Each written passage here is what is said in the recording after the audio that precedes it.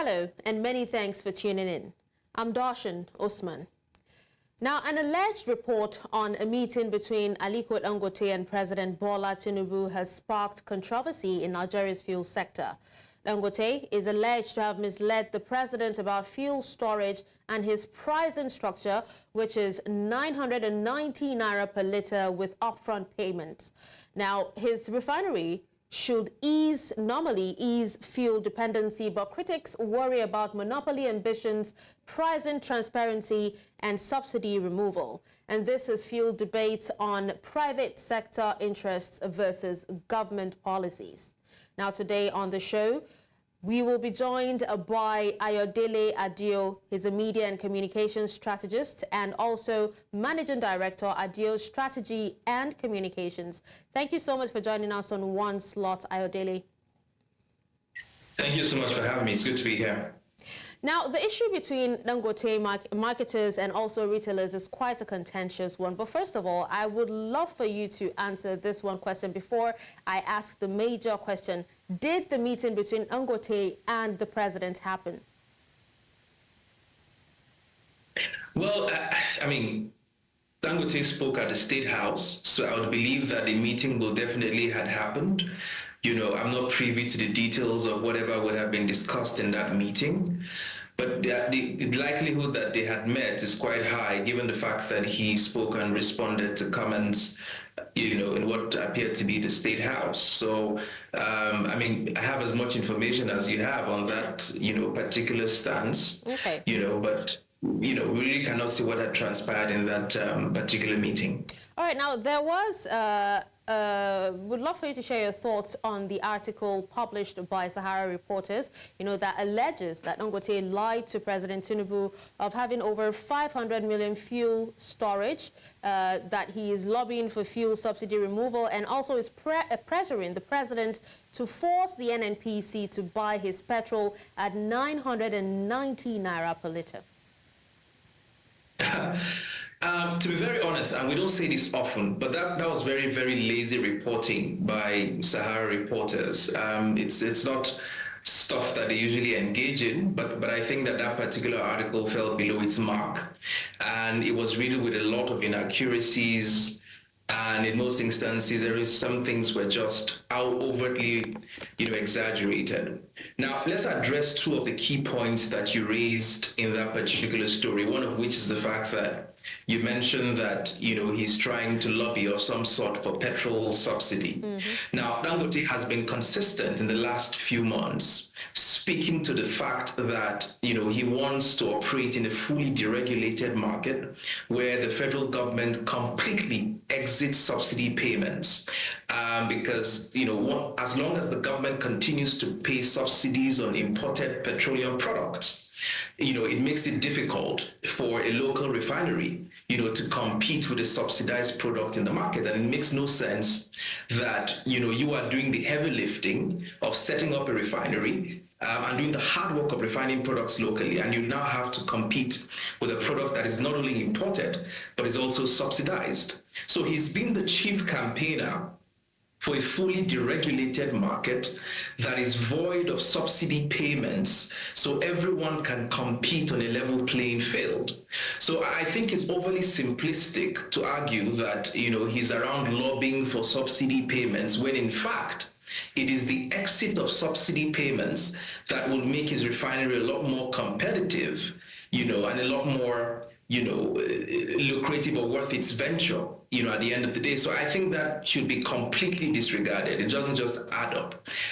You know, to your second point, you know, if I recall, you know, correctly about the fact that he lied, you know, to the president, that's another vague, completely vague statement, if you asked me.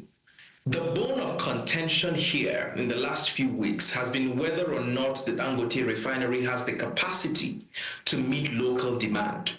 Now, to a very large extent, that question has been answered not just by the independent petroleum marketers, but by evidence that has also been presented by senior officials of the refinery, to the extent that they have the capacity, you know, to meet local demand, and they have the capacity to even export. I mean, you recall that sometime last week, even the Ghanaians, are filtering with the idea about importing petroleum products, from, the Dangote Refinery. So I think that it's just juvenile to argue in the first instance that he's lobbying for subsidy payments when in fact he's being the chief campaigner of a fully deregulated market and a market without subsidy payments so that the refinery can compete, especially with other refineries across the world, and can create as much value as it can, locally.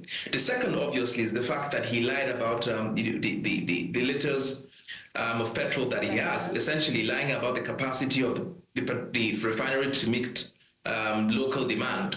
I think those two things are just, juvenile, which is why I said in the very first instance, the article shouldn't be taken seriously. It's just riddled with a lot of inaccuracies.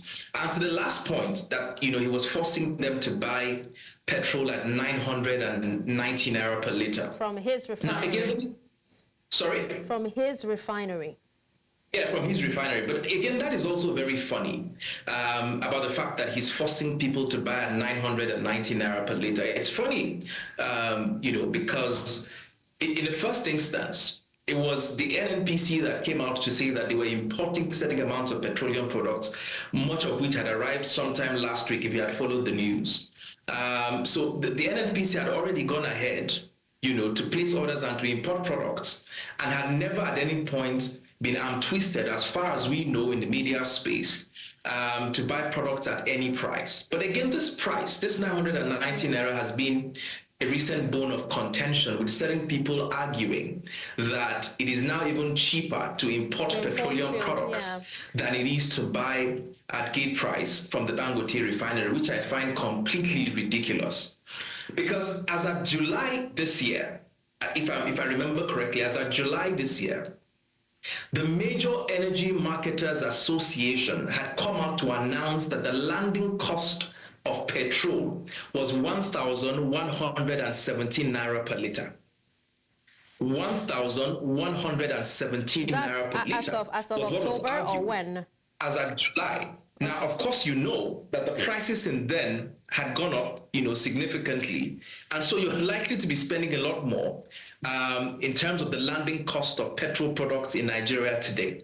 So to argue that, at 990 naira, for instance, you can import petroleum products and it will be cheaper than what would be obtainable in a local refinery, I think is a bit absurd, and the numbers don't add up, and it appears to me that somebody's playing games, and those games has to stop. Well, yesterday I did speak to the PRO, that's the National PRO for Petron, and that's Dr. Obelia, and he did say that if they were to import fuel, that they would be importing at a rate of 800 naira, which is way cheaper than what Dangote is actually given, despite the London costs. Again, this is extremely funny. I say that this is extremely funny. And perhaps I didn't watch that interview, and I'd like you to hold his feet, to fire when he said that they would have imported and landed at 800 naira per litre.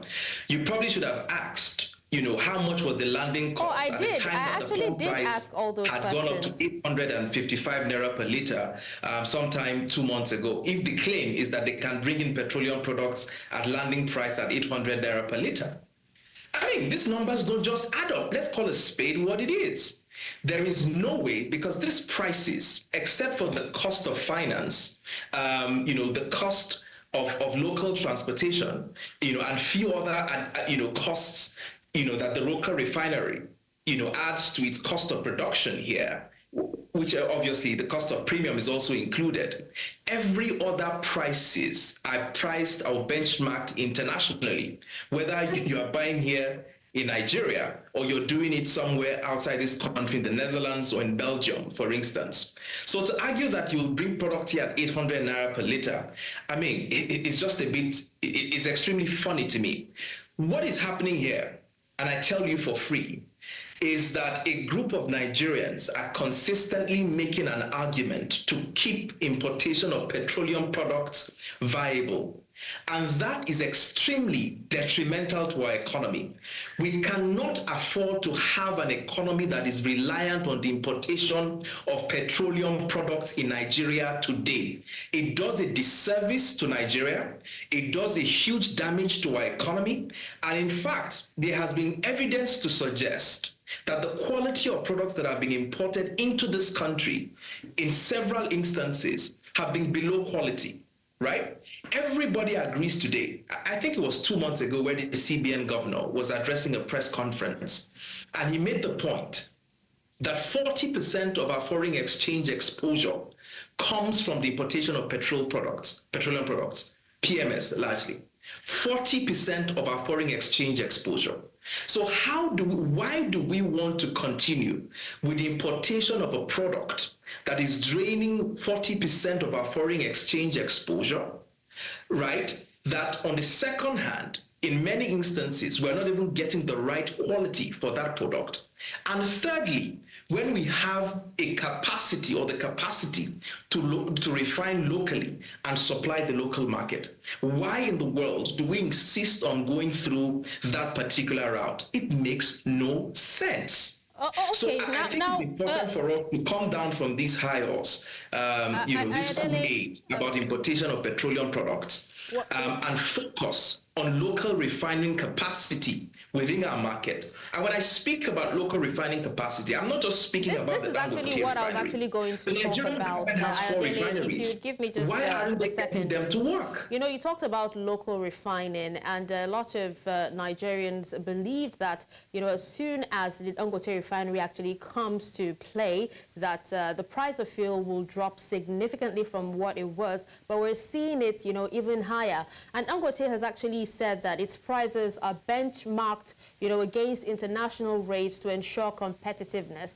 But would you still say that the pricing mechanisms, you know, that is used by Dangote is actually appropriate for Nigeria's unique market, considering how high, you know, it is being sold, you know, today?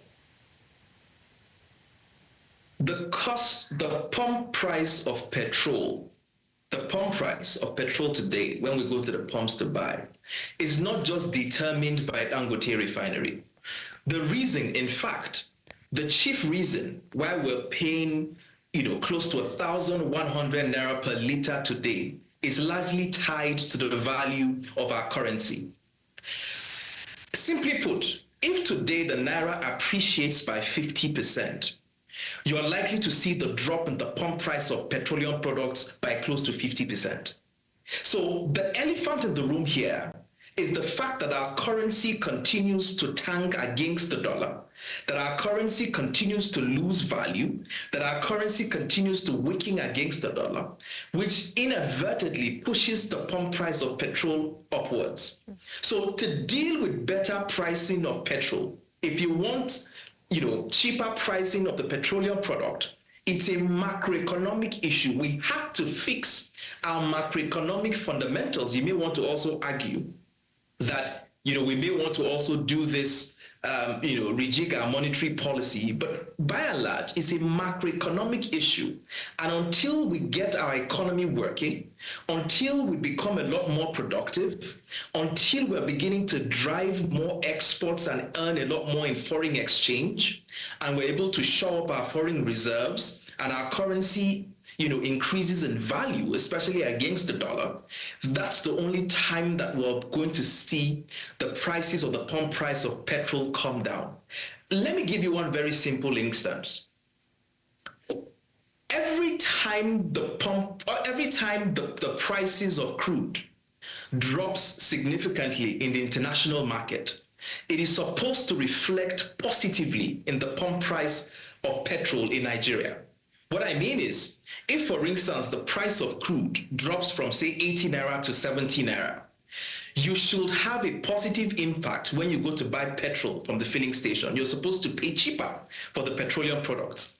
But what happens in Nigeria as we speak today? Once the prices go down, we're even paying more at pump price. Why is that?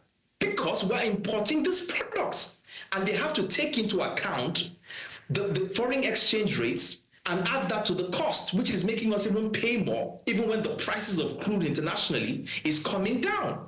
So explain to me what will happen in the next few months if we continue with this importation of products that we're doing. Explain what will happen to us in the next few months if, for instance, the Americans become a lot more hawkish towards Iran and the prices of crude goes up internationally. How much will we be paying for a liter of petrol when that, happens? 2,000 naira? So it makes no sense for us to have this level of foreign exposure, especially, I repeat, when we have developed local refining capacity that can meet local demand. That should be the national strategy going forward, and not this reliance on an economic activity that profits only a few people and is a Peruvian necktie on our economy, strangulating our foreign reserves and is adding no value to the Nigerian economy.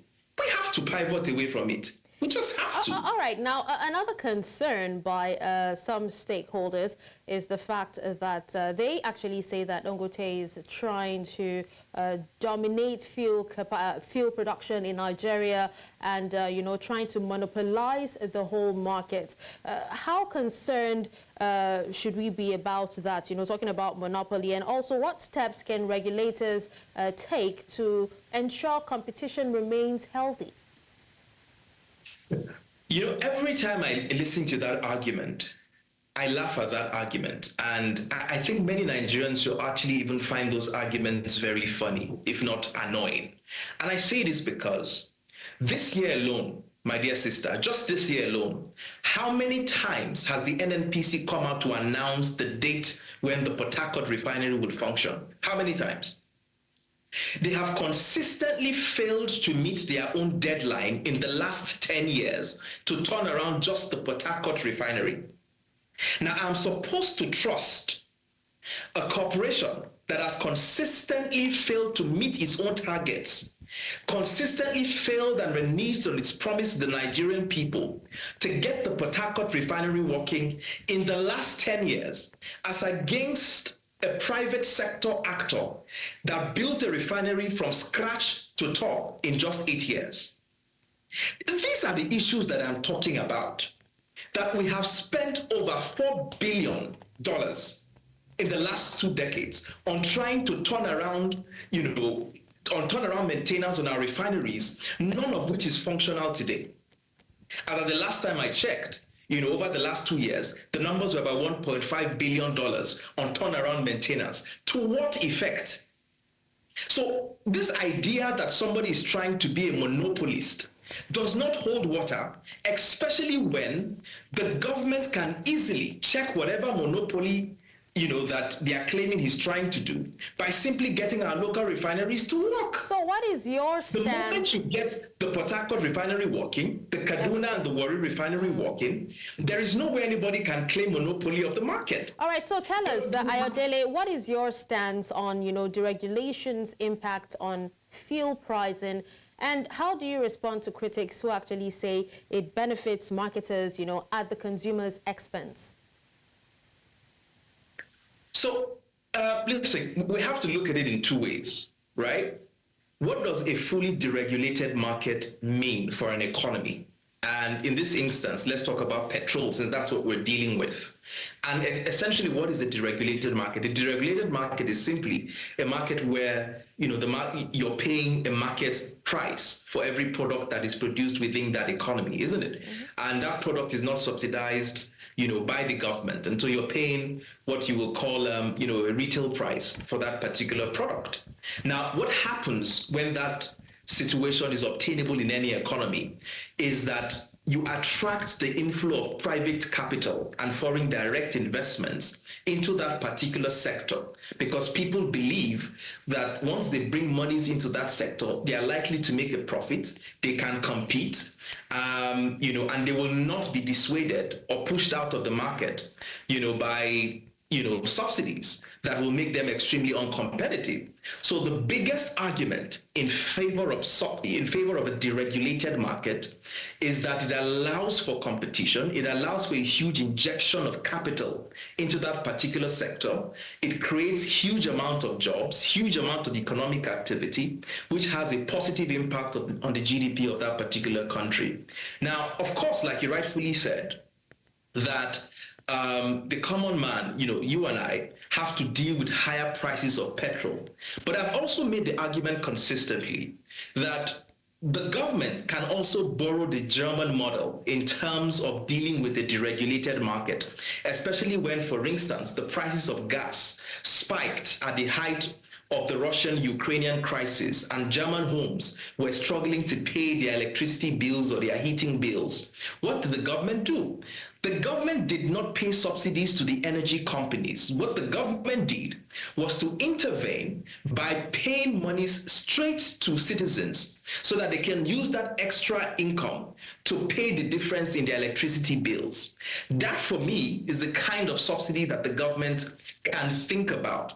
Rather than subsidizing the importation of petroleum products, rather than trying to subsidize marketers, allow the market prices to prevail so that economic activities can take off, and then you can subsidize citizens directly by cash transfer programs, so they have enough money to be able to pay the difference. Can you hear me, Mr. Ayodele? We all know that, cash transfer programs, doesn't touch on everyone, because so many people have actually complained that, despite the federal government coming out to say that they spent a certain amount on cash transfers, they didn't get it.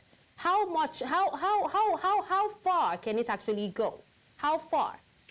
So I mean, the truth is that's a different debate entirely, especially given our local context. What I just did giving that example was to show you a model that worked in Germany and a model that worked in certain European companies, in European countries at the height of the Russian-Ukrainian crisis that pushed the price of gas upwards, that was sort of strangulating household in those countries. And they did direct cash transfers to citizens to be able to afford the spike in those prices, right? And yes, you can argue that they were able to do that effectively because they had a very good and robust data of their citizens, and they were able to check and ensure that people got the funds that were transferred to them, and there was hardly, corruption in that particular system. So maybe what we need to do is to be able to develop a data-proof system wherein we can collect adequate data of our citizens, and we can track effectively the disbursement of these funds, to citizens when the need arises. But ultimately, my argument is, if you're even going to pay subsidies, especially to deal with higher prices, don't pay those subsidies to oil marketers. Don't have all of these funny under-recovery arrangements within the NNPC. Allow market prices to prevail. Allow a fully deregulated sector to take off. And if you want to help citizens with prices, just pay a cash transfer that helps them meet the demand, or make them meet the difference in high prices directly, whether it's electricity, or petroleum products using vouchers, or whatever ingenious model you can come up with. But we can't afford to continuously distort this market, going forward. We have to follow a deregulated market. We have to stop the importation of petroleum products. We have to support local refining capacity, so that we have energy security, we have availability, and then we can have tremendous impact on our local economy. These are the benefits of a fully deregulated, petroleum market, and that is what we should be pursuing as a national strategy. All right, now, Mr. Adio, in your own opinion, how effective, is the PIA in promoting competition and fair pricing in Nigeria's fuel market? You see, the PIA has done an excellent job in many instances on putting the guardrails, that should sort of guide and protect this entire industry. It's put up brilliant, it's a brilliant legislative framework that should typically catalyze the growth of the Nigeria's, oil and gas space. Unfortunately, what has happened is that, regulators in many instances have failed to live up to many of the provisions of the PIA. For instance, the Nigerian people had to clamor, had to shout, had to even twist the NMDPRA or the NNPC to fulfill the part of the PIA that is supposed to guarantee feedstock for local refiners. Because the PIA clearly, had stipulated 400,000 barrels per day local feedstock for local refiners. But it took several months of campaign for us to compel them to be able to supply that local feedstock to the Dangote Refinery, for instance, right? So it is not so much about what the PIA says. It is whether regulators are willing to follow the legislative framework that has already been put in place. Because the PIA was supposed to midwife us into a fully deregulated space that allows private investments to thrive. But unfortunately, in many instances, like I said, we just simply have failed to follow many of the provisions, of the PIA. And you see, to be honest with you, I think, and this is my own personal view, is that the problem that we have is the opacity and the lack of transparency in the NNPC. If we don't do a lot of housekeeping in the NNPC, we will continue to be shortchanged as citizens. Because remember that oil is our most valuable and our most prized assets as we speak today as a country. Is responsible for a large chunk of our foreign exchange earnings, and it shouldn't be treated with levity. A situation where our country is going to borrow $2 billion from the World Bank when we have the NNPC is an affront, is an insult to our country. This year, as we speak, Saudi Aramco will be doing a dividend of $124 billion US. And we have a country that is going to borrow $2 billion when we have the NNPC. Just this year alone, there's a 90 report that was published that said, that the NMDPRA records show that there's a gap of close to 3 billion liters of petrol that was imported into this country. A variance of close to 3 billion liters. That was, between what was declared and what was actually imported into this country. You know as well as I do that for several months in this country, no royalty was remitted to the federal government because the NNPC didn't have the funds. You know as well as I did that as at last month or 2 months ago, the NNPC was owing international oil marketers, oil traders, $6.8 billion. If you followed the news sometime last week, Eichmann were on air telling you that they had 40 billion naira in the hands of NNPC. So there has to be a lot of house cleaning, a lot of housekeeping in the NNPC to deal with this opacity and this lack of transparency that has brought us to a point wherein, we can't tell, for instance, how many liters of oil or petrol is consumed in our country today. We are arguing today about the landing price of petroleum products in our country as we speak today. All of these arguments continue to linger because of the lack of transparency in the NNPC. Why shouldn't the NNPC today easily be doing between $50 and $100 billion to the federal government every year? Why? Okay, so just before the provisions of the PIA, that is where that legislative framework intends to take the NNPC to. But because we're not following it to the letter, this is where we have found ourselves. All right, Mr. Adio, just to wrap up, in all of this, it does seem like, the government is caught between supporting private investment and also ensuring fair competition. But in your own view, how do you think the government should strike a balance between, fostering private sector investment and also protecting smaller operators? Just to wrap up. I think that the President of the Federal Republic of Nigeria, the President should put his foot down and protect his most valuable asset in the country today, which is the 20 billion investment of the Dangote Refinery. And I say that for two primary reasons. One, because the president has been going across the world looking for investments to come into the country. The biggest advertiser for private sector capital injected into Nigeria is the Dangote Refinery. If the Dangote Refinery fails in this country, you will never be able to attract any investment into this country, right? So the president owes it to our country to ensure that that huge private investment succeeds if we're going to attract foreign capital or foreign investments into this country. Secondly, the refinery guarantees us earnings in foreign exchange. It saves us 40% of our foreign exposure. It is creating jobs in its thousands. It is adding tremendous value to the local economy. And we have to get rid of oil importation because it's doing a lot of damage to our economy, whether it's in terms of quality of the products that are imported, whether it's in terms of, a lot of things, untransparent things that happen between when the product leaves and when it arrives.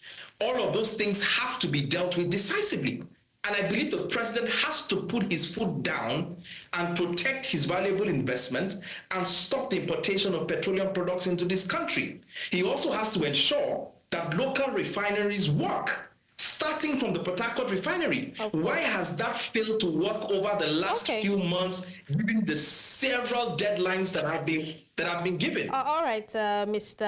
Ayodele Adio, thank you so much. You've actually, spoken so in-depthly about this. We appreciate you for your time and also your take on this particular issue. Sadly, we have to wrap up now. That was Ayodele Adio, Media and Communications Strategist, and MD Adio Strategy and Communications. Thank you.